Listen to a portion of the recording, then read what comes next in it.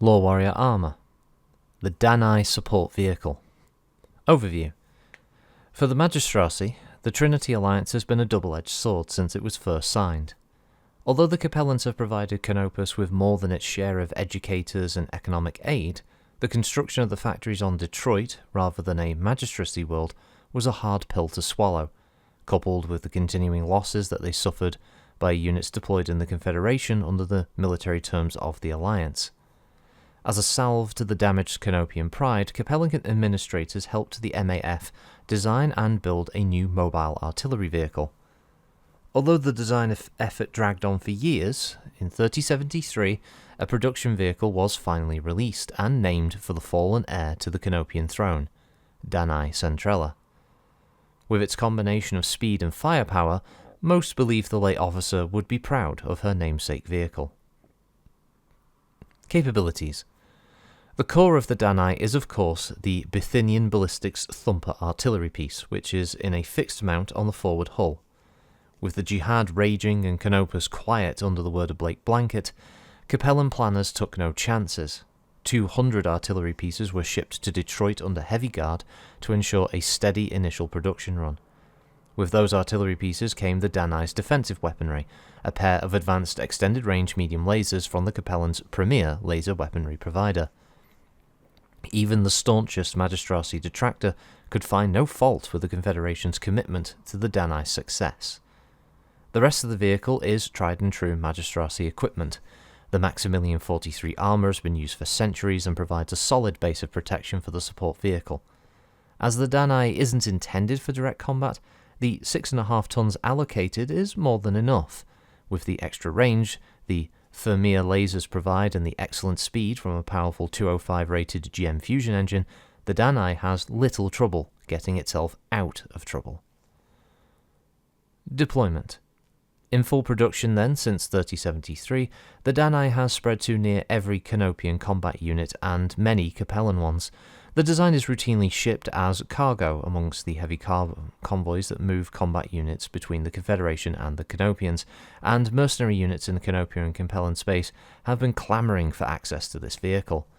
To date, the MAF have not allowed sale to non-state-sponsored units, but with the recent policy changes from the Canopians, sales to mercenaries may be allowed at last. The largest single concentration of these tanks is the security force of the factory itself, where 2 full companies of Danais protect the complex. With the heavy raiding that has plagued the Magistracy during the Jihad, these crews have become some of the most adept in the use of their big guns. Variants. With the success of the tank, there are no known variants of production, although there are surely smaller modifications being made to individual vehicles as battle damage accrues. There are rumours that the Detroit Consolidated Vehicle Works is actually testing a heavier version of the vehicle that mounts a formidable long-tom cannon, but sheer mass precludes that weapon's inclusion here on a Danai hull. Notable crews. Commander Erin Bowker. Commander Bowker is the senior Danai commander in the security battalion of the Detroit plants. She came to prominence in 3073 when a surprise Blakist raid fell upon the world before the defenders could react properly. The raiders, intent on either raiding or destroying the facilities, grounded outside the range of the defenders' artillery, but Commander Bowker, taking command of all of the Danais on scene, came up with a rather simple solution. With the MAF mechs ordered to slow the advancing attack, the Danai sortied away from the advancing Blakists. As the Word units closed on the facility, engaging the fixed defences and the light MAF battlemech units in their path, the Danais ignored them and used their mobility to move into a firing position on the Blakist Seeker-class dropship. Taking a page from ancient Terran warfare, Bowker orchestrated a time-on-target barrage on the Seeker, and with continuous fire following the initial volley.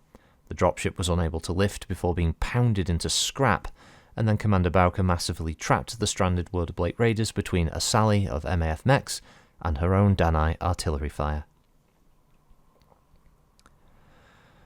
Yes, a very classic kind of sci-fi vehicle design, this one, with the big cockpit and the guns on the top. So, stat-wise, this is a 45-ton vehicle. It's wheeled, obviously. It has a GM205 fusion power plant.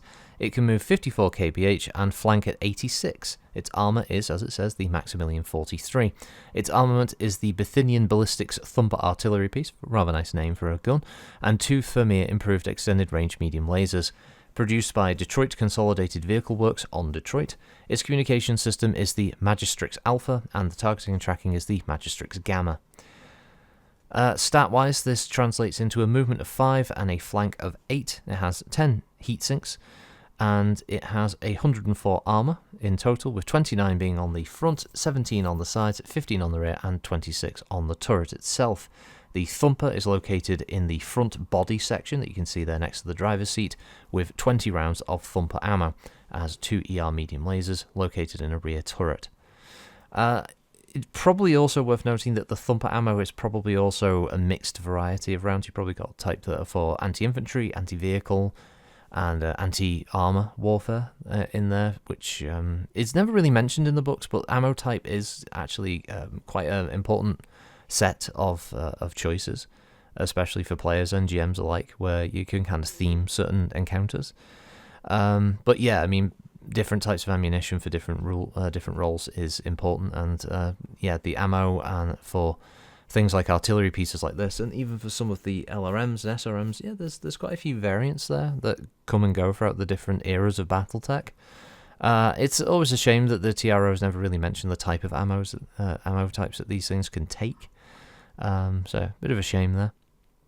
At the Danai, yeah, it's a nice little addition to the Periphery states that don't get a lot written about them and get even less equipment, even though you'd actually think that probably the model of sort of improvisation and adaptability is probably in the Periphery states, because these are places that have less resources and money, so they have to adapt a lot of existing equipment, and so you probably would see more interesting use of older designs that are probably rebranded as something new that can be produced by a Periphery state.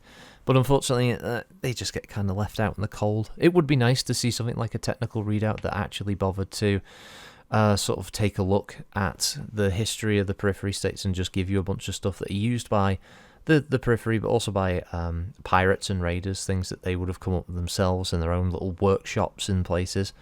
Sort of refits of existing vehicles, civilian vehicles being pressed into some kind of combat service, that kind of thing. It'd be an interesting one. I don't know what they'd call it, but yeah, it would again give a bit of flavour and would sort of open up opportunities of what you could find in the Periphery throughout the 2700s up to the 3070s or 3100s if they wanted to do that. Yeah, it'd be fun, it'd be different. But the rate that Catalyst produce books would be a very long time if anything like that ever happened, unfortunately. But anyway, I'll leave it at that. That's the Danai. So thanks for listening. As always, we'll catch you on the next one. Have a good one. Bye.